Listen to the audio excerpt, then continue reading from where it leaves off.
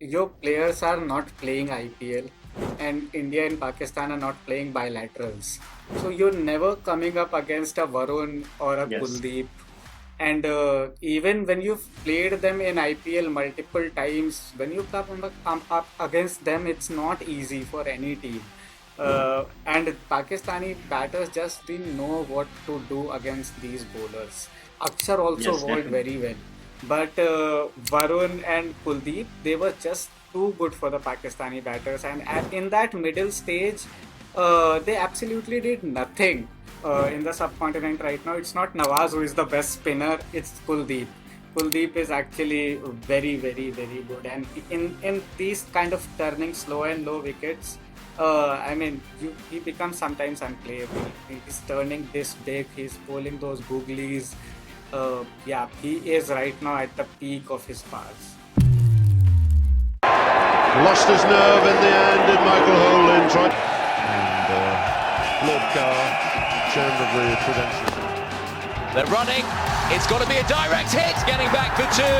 That is the end of the match. Won the NatWest Series. Areas. It would have been fantastic if it would have been 100. In the air, Srishan takes it! India win! Dhoni finishes off in style. A magnificent strike into the crowd. Here we go, last ball to the outside, running through it, could be run out! Wide, Muller gets it, and he gets plenty of it, does he? No! What a catch! Oh my God! It's in the air, it's India who win the T20 World Cup after 17 years. Hello, everyone.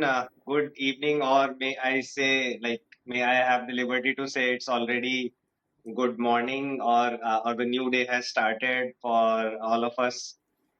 So it's already 7 past 12. So we are recording after the match and post match presentation. And what we can say is just like it's raining cats and dogs in Pune. Similarly, sixes and fours were raining from the Indian side to chase this very miserly total of 128. And I think it was as expected, but at least we expected some fight from the opposition, a better batting performance. But there was always a doubt in our minds seeing their performance against Oman that how would they fare against this bowling lineup. And they started with an aggressive intent, but that didn't turn out to be very different from uh, what they started to what they wanted to achieve. So yeah, starting with that, let's welcome Nishant. And hi, Nishant. How are you, and how do you find this match? I presume not that uh, thriller that we always expect from an India-Pakistan match. Yeah. I think in all of these matches, I wish that India just bats first, because then at least you're seeing some good batting. Because this match, I'll just start from the start. I think Pakistan, the way they played their power plays, the way they played their first 4 5 overs, it was never going to be a good day for them, and that's what India showed. I mean, India showed how strong a T20 squad they are right now, and yeah, so that was Yeah, it. I mean, 6 overs, 42 for two. I mean, this is even below par for ODI standards in today's world, because the way modern batsmanship has evolved and the way players now play. And we have all seen Rohit Sharma started this for India. Now, even we don't play Yeah. with this strike rate in the ODIs also. So I don't know uh, how they could think of batting in this way in a T20 Asia Cup match against India. And I think they started with the aggressive intent. The intent was right, but they never took the time to see if they are able to read the ball, or if they are able to capitalize on the initial 6 overs when the ball is new. And it was in the first over it was swinging pretty all right when Hardik was bowling.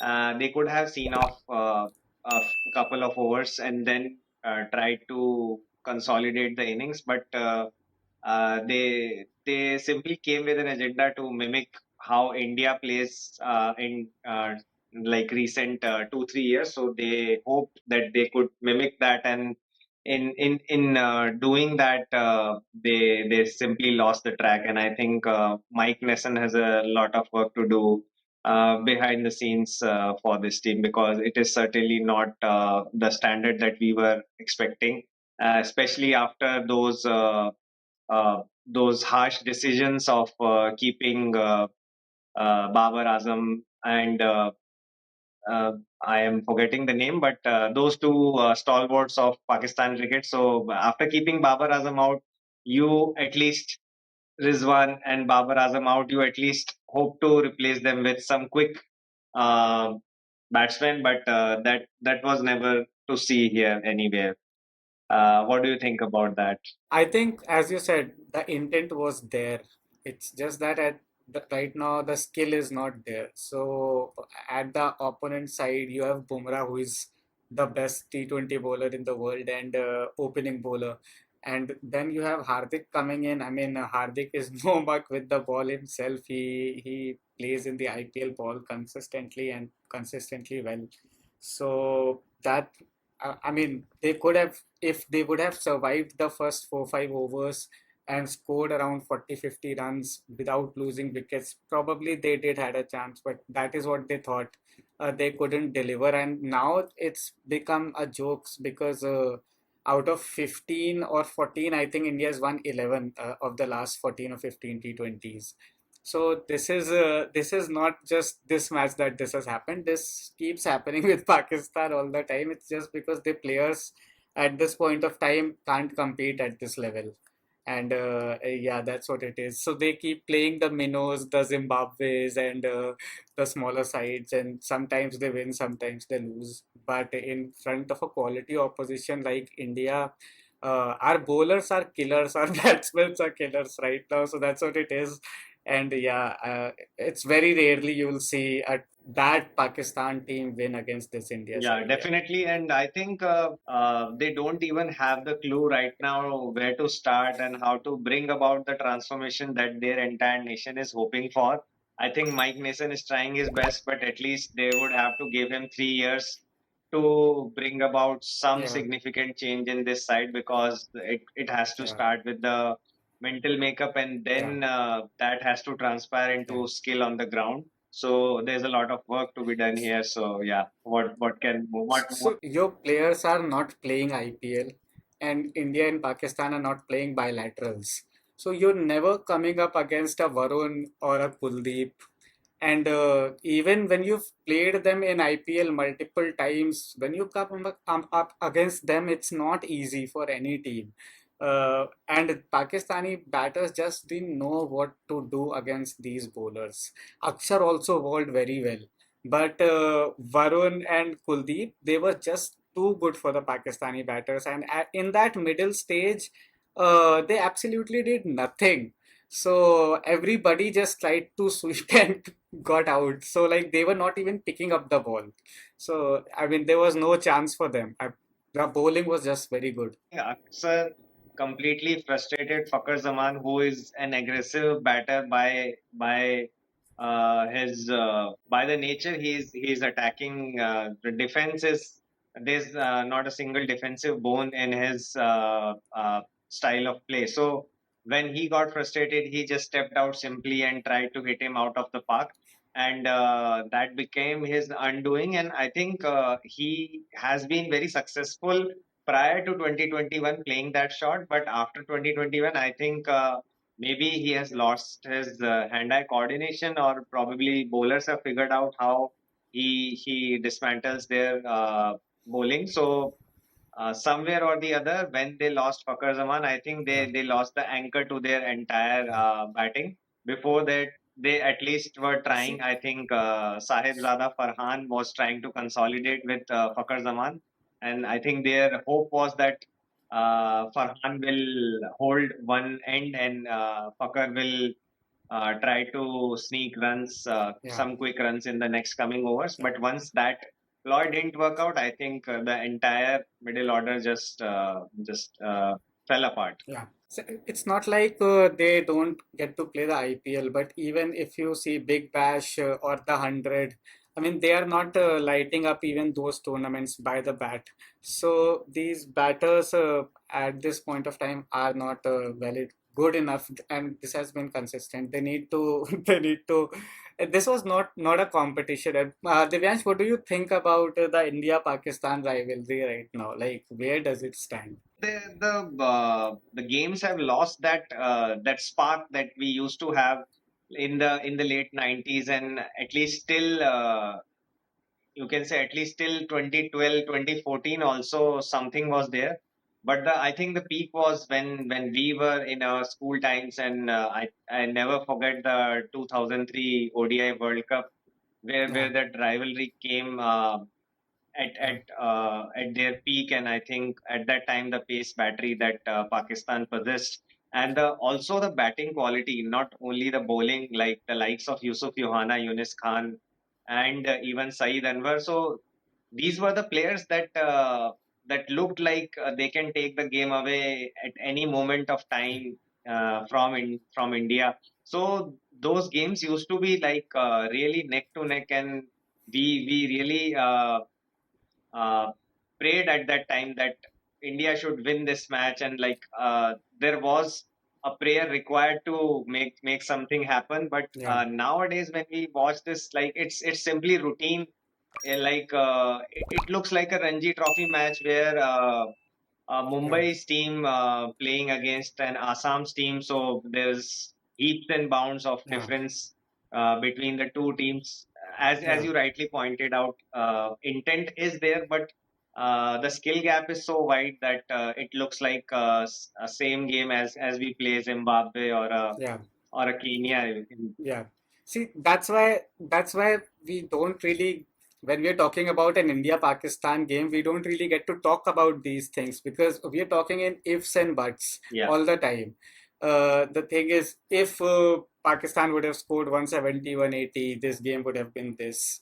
But the point is that they have lost the game in the first six, that's seven overs. After that, all the overs that have been played, they were any which way is gonna happen because if Pakistan would have scored 170, 180, India were any which ways, like we had 4 overs in hand.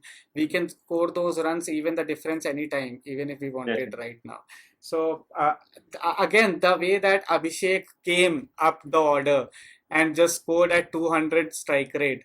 See, that is what Pakistan needed to do. But we have players like Abhishek who just demolish you and they won't stop till they don't demolish you. So, I mean, yeah, they need that kind of players, which they don't have. So there was no contest. I mean, this game was Yeah, just no contest. apart from Saeem Ayub, no other bowler, and to some extent Abrar Ahmed was also economical, but no other bowler looked threatening apart from Saeem Ayub. I think especially Shaheen Afridi. I think the Yeah, bashing he got from Shubman Gill and Abhishek Sharma, especially Abhishek Sharma, I think there was no respect whatsoever, and he just yeah, came on from the first ball, and I think those that 4 and 6 on yeah. the first two So balls, I think in that the itself. in the innings break, so Wasim Akram was talking to probably Harsha, and he was saying, you see, there is Jasprit Bumrah on the other side. You have to pay respect to those bowlers. See, that is where they're coming from at this point of time because they don't have an Abhishek Sharma. So if Abhishek Sharma was on the other side and if Bumrah was bowling, Abhishek would give no bones about it. He would just go after Bumrah as it is. So that is the difference. So they try, but they can't. They don't have the skill. Gap is also like they are not getting uh, quality bowling exposure also, like maybe the international leagues Yeah. that they are playing, they are also not performing Hmm. very well there, especially if they Hmm. play Big Bash pretty serious, in a very serious way, and if they can improve or learn some things from there, and they can work on that on in their own time, I think they can improve a lot. But I don't know, Yeah, when players are not even secure of their position in the next tournament, yeah, they just simply go about the business yeah, like, let's yeah, see what happens in this yeah, match and then we will talk about the next yeah, one. So yeah, that kind of mindset cannot yeah. provide you. It all it all went according to our plan. I think there's only one thing that Gautam Gambhir would obviously not see because we have won it comfortably, but uh, Tilak Verma, he scored 31 out of 31. So probably today was not the kind of day when he was looking completely in his rhythm. I'm sure he'll do have one or two Yeah. good innings during the course of the tournament. But I think that's the only thing that Gambhir would see out of this match. Everything else, I think it was to Yeah, the point. everyone else chipped in, and even Shivam Dubey Yeah, in the end yeah. Into the got to freeze sixes. his arms, and Yeah, he's shown us yeah, his trademark shot that he plays. So I think, yeah, all in all, yeah, everybody played as per the plan, and uh, all seemed good. Maybe Tilak Verma, he was trying to cut loose, but probably his luck that at that time Abrar and Saim Ayub was bowling from both the ends, so he simply couldn't just yeah, let loose on that kind of bowling.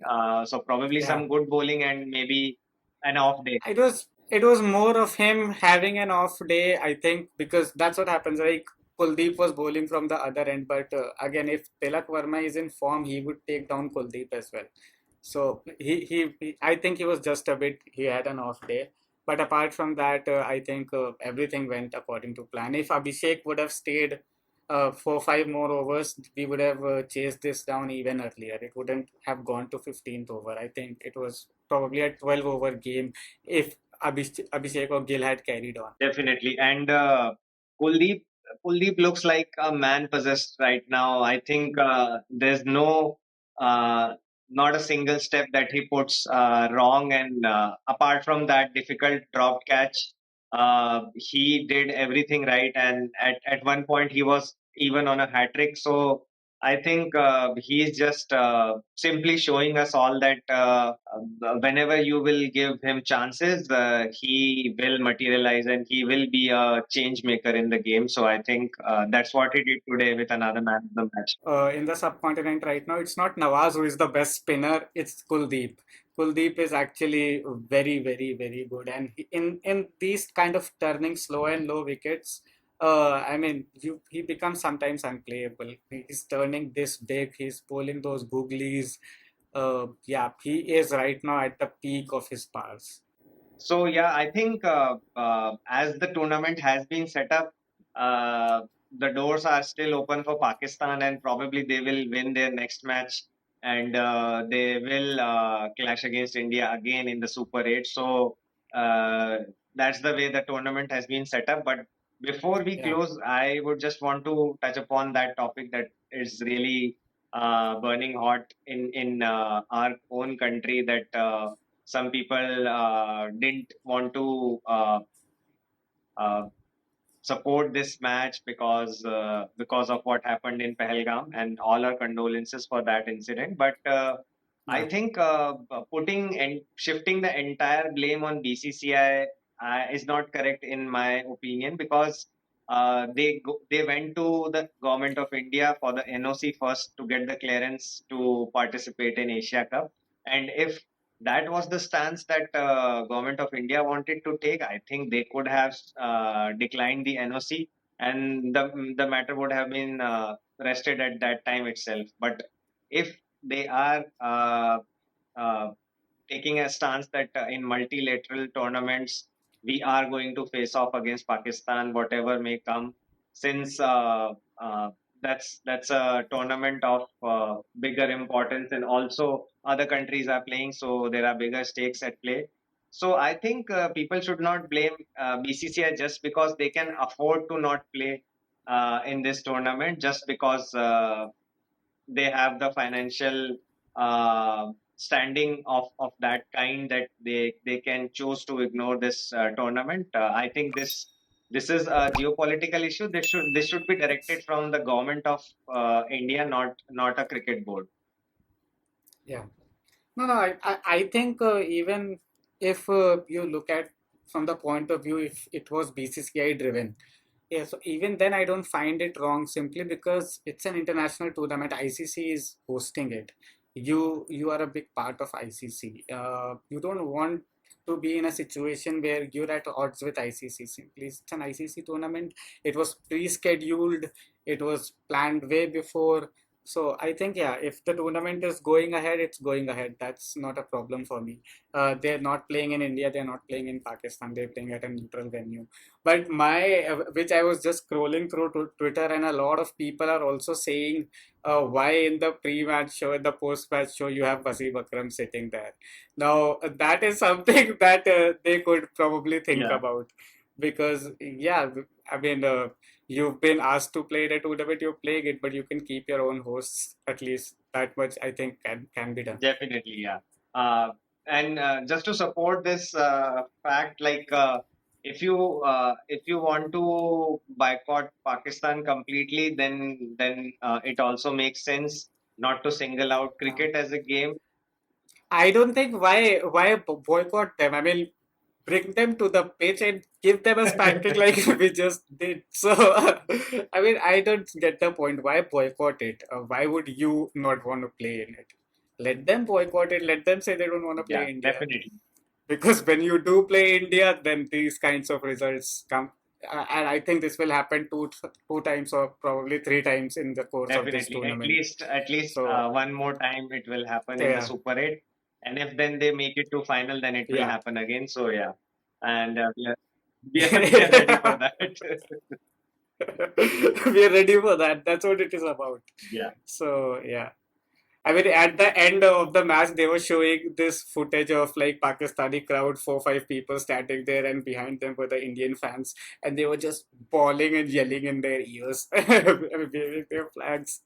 I mean, that is what is happening. In the UAE, we have majority in terms of numbers. So anywhere they will go, they will not get a respite. So So yeah, yeah, that's their own making. yeah.